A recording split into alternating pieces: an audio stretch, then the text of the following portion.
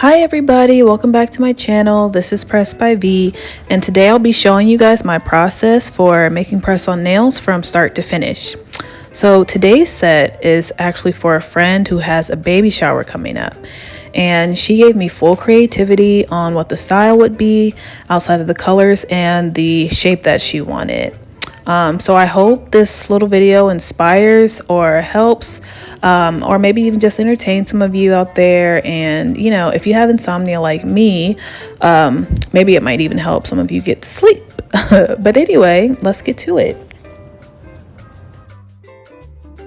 So the first thing that I do is attach the full cover nails to my little nail stands with the, it's not glue, but it's like a tacky clay that comes with the little nail stand packages.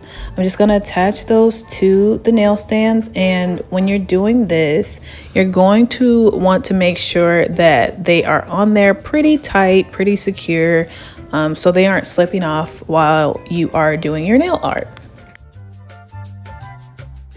And I got these nail stands from Amazon. I don't remember how much they cost, but I know that they were pretty cheap.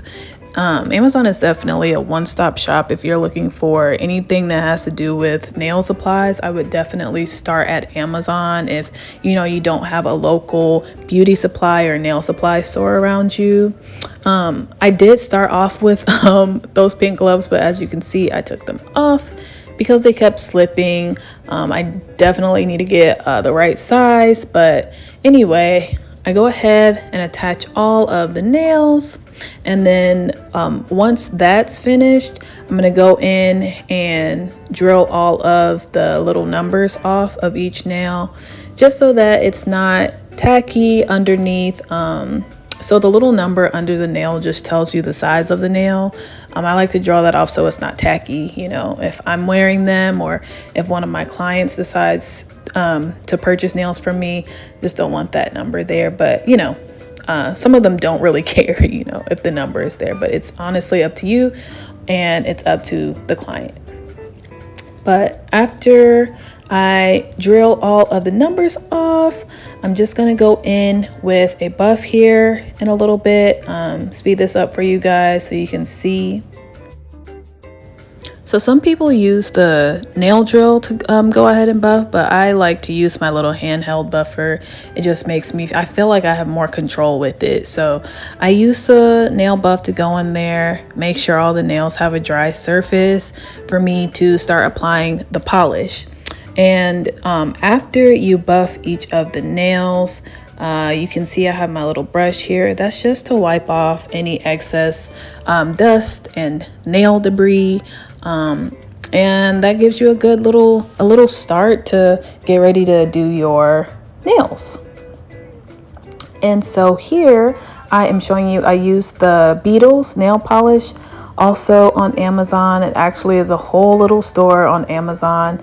Definitely recommend as far as pricing and quality of product.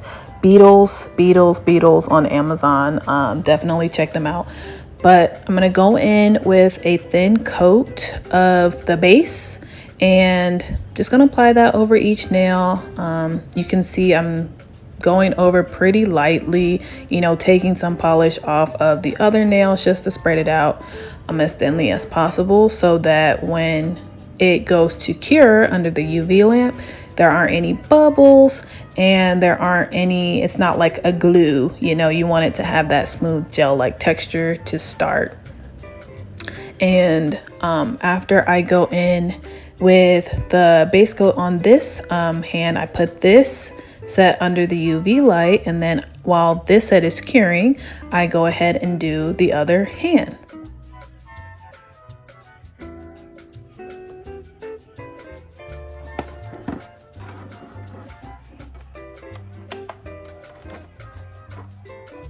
And here is the baby blue that I'm going to be using for her nails today.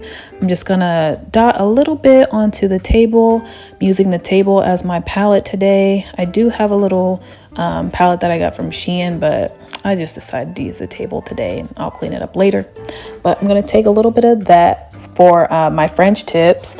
And to start off with the French tips, I'm not actually going to use the polish brush. I'm going to use my thin line brush just to make the little lines. Now, the way that I do French tips are, to be honest, I pretty much do it differently each time. Whatever I feel like is working the best for that particular shape of nail or that particular French tip style. Now for this set, I went ahead and started at the middle of the nails, and I took a line on each side and I took that up, and then I went to the other side and I took that up, and I just filled it in as I went. Now maybe I'll do a tutorial video on how to do French tip nails, but this is what I did this time. I know some people start from the top middle and then they draw a line down and then they go to the middle and start. Some people just go ahead and with the arch, if you have really good hands, I know you can just probably go in there with the arch and go for it. But whatever works for you when you are a beginner, when you're learning how to do these things, just remember, do what works best for you. Be patient and kind with yourselves. It's not always going to be gotten on the first try, but the more you practice, the easier it'll be, and the less complicated things will seem. Okay, I'm gonna get off my soapbox now. So I go ahead and go in with the thin line brush for the French tip, and as you can see, I'm just taking the thin line brush and I'm pulling the polish up. So you don't really need a lot of it. Like I said before with the base coat, a thin little coat is what you want to start off with. So after I put on the blue, after I have my French tip on there, I went in with a light pink for my nude color. This pink is very, very light, so it works very well for me as a nude color, and I just thought that this color itself went very well with the design and the style that I wanted to do. So I actually did not cure the French tip before I went in with the pink. So this was wet and wet. I saw one of the nail gals on TikTok do this, and I don't know why it was so profound to me, so prolific to me that you could do this, but I guess I just didn't know, and so I decided to go ahead and try this, maybe see if I could do the whole nail without curing, to see if I could use up less time. But it ended up working. I did have to kind of go in there with super steady hands just to make sure I didn't mess up that French. But what it also did was it made less of a mess, because I was able to also clean up the blue with the thin pink. So you can kind of see right there how I went in on the side. I was able to clean up that French tip as I was doing it with the pink. So definitely try different things, try new things. You want to be careful as well, when people are paying you to do these things, but it's always fun to try different things because this is art. So after the pink and the blue is on there, I got my French tip, got my nude base. I go ahead and let that cure, and then I just do this to each and every nail. And after each nail, I put it in there, let it cure, get the other nail, put that in there, let it cure. And that's just how the process went.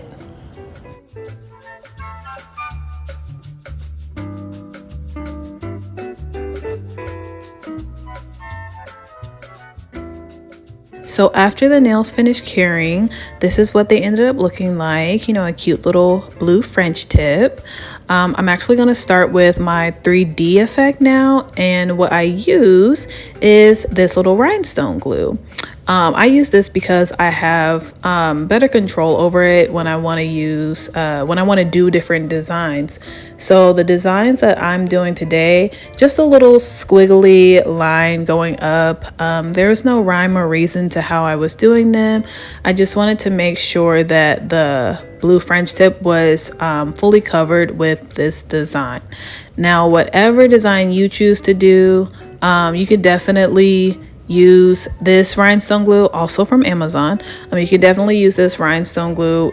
Just the only thing I would say is make sure that when you're pulling off of the nail from the glue, like when you're squeezing it, just kind of go slow, because there is like that drip, that lag to it, because it is that glue, so it's kind of pulling. So just be careful when you're doing that.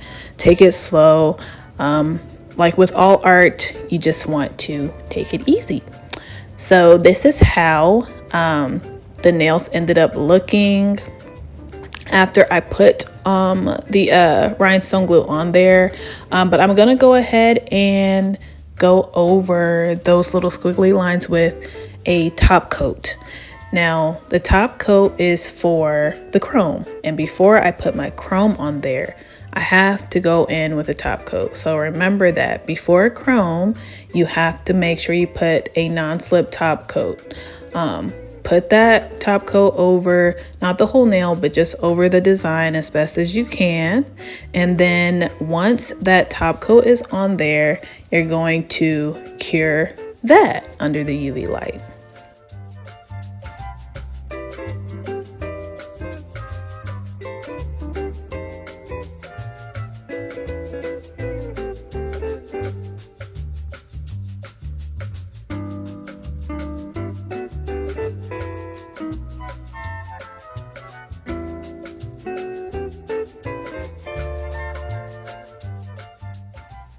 So this is what the nails look like straight out of the UV lamp.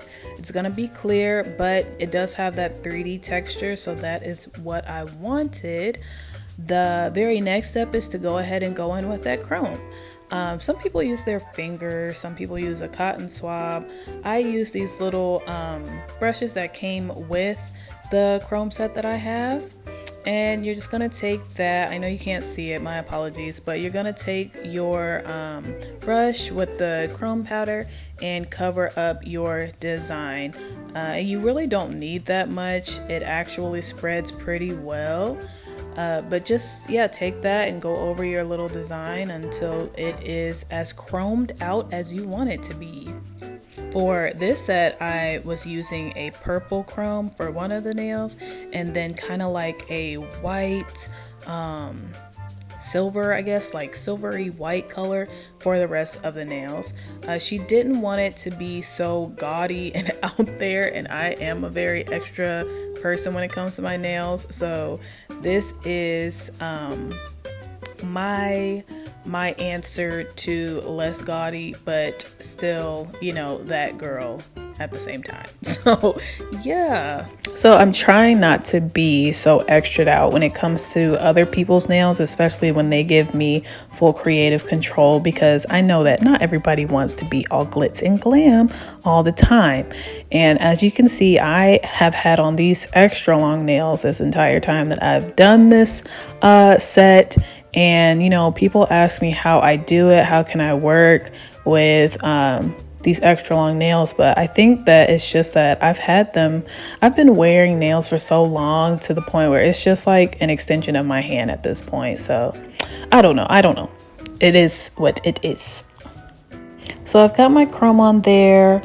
After you put that chrome on there, go ahead and put another coat of that top coat on there and let it cure, and then take it out and then put your final top coat on there, and that would be the end of the nails. So now I'm going to show you guys my process for packaging these nails up. So I start off with my little case here, and I'm going to take some double-sided tape strips and just place those into the case as carefully as possible. And then I have to go ahead and start to take the tack off of the nails. So once I'm taking the tack off of the nails, I line up each nail into the case by, you know, the hand, so that the person knows which nails go on which fingers and which hands. And then just for a little razzle dazzle, I'm gonna take my gift wrap paper, chose pink this time. Take my gift wrap paper, line the little box that I have with the gift wrap paper, and I include a little alcohol wipe, a little nail buffer, a little nail file, and a cuticle pusher. as well as some nail instructions. And I packaged that up in a little pack with some nail glue as well, just so that the person receiving my nail kit has something that they can start off with. Because, you know, when you go to the store, sometimes they don't include these things, and, you know, it's really important that you have your little tools to put the nails on. So after the supplies is in there, I go ahead and lay in the actual nails on top of that with my little label. And then I'm going to add a thank you card as well as a business card to each of my packages. And that is pretty much how I do my press-on nails from start to finish. So, you know, you go in there and it might take you a few hours, it might take you all day, but as long as you have enjoyed yourself while doing it, that's all that matters. As long as the client likes them, or if they're for you, as long as you like them, that is all that matters. I know for me, doing nails has always been like a stress relief thing for me, so I love what I do. So this is the end of the video, you guys. I hope that you enjoyed it. I hope that it helped. I hope that maybe it inspired somebody who is maybe thinking about starting their own press-on business, or, you know, just wanting to make nails for themselves. If you like the video, please help my channel by dropping a like and, you know, subscribing. And thank you so much for your time. You know, thank you for spending part of your day with me and listening to my voice. And I'll catch you guys on the next one. Bye.